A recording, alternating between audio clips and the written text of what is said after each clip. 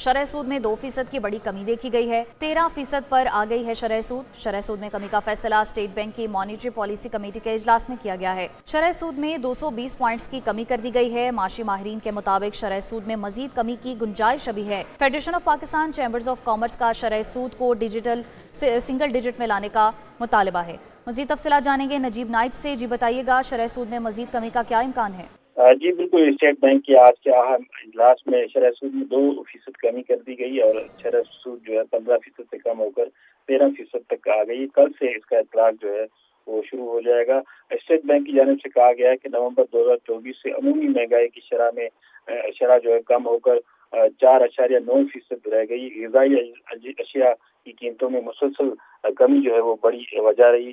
اکتوبر 2024 میں جاری کھاتہ مسلسل تیسرے مہینے فاضل اور اسٹیٹ بینک کے زر مبادلہ کے ذخائر 12 ارب ڈالر تک پہنچ گئے۔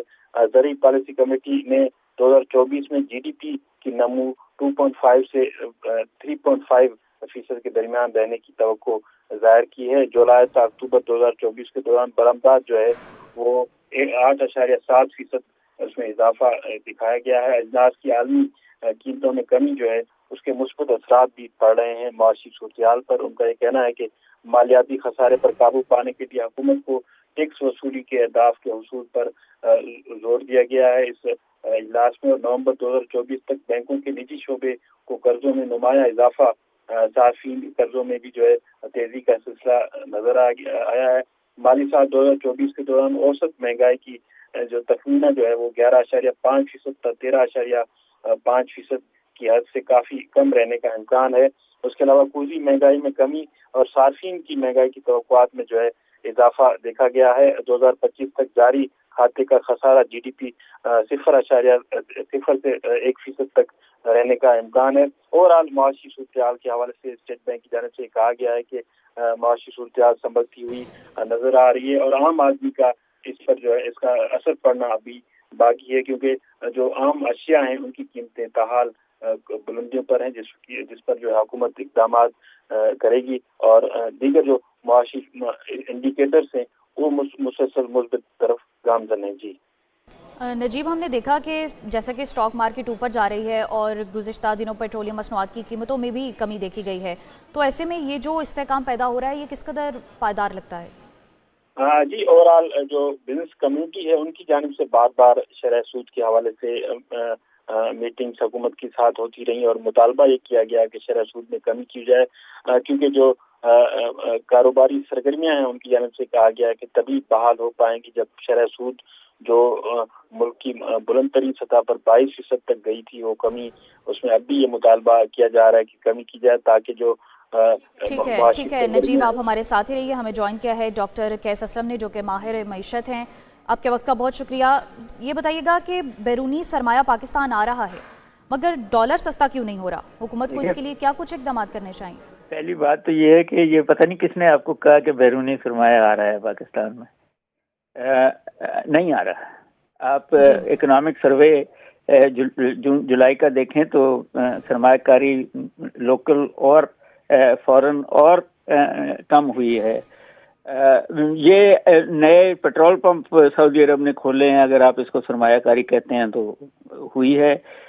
یہ اسٹاک مارکیٹ میں آ رہی ہے اور وہ جلدی ہی پیسہ باہر نکلے گا، اور جیسے باہر نکلے گا یہ کریش کر جائے گی اسٹاک مارکیٹ۔ امریکہ میں اگر 5% سود شرح سود ہے، یہاں اگر 15.5 تھا یا 15 تھا تو وہ 5% پہ لے کے 15% پہ انویسٹ کرتے ہیں، 10% 11% ان کو پیسے مل جاتے ہیں۔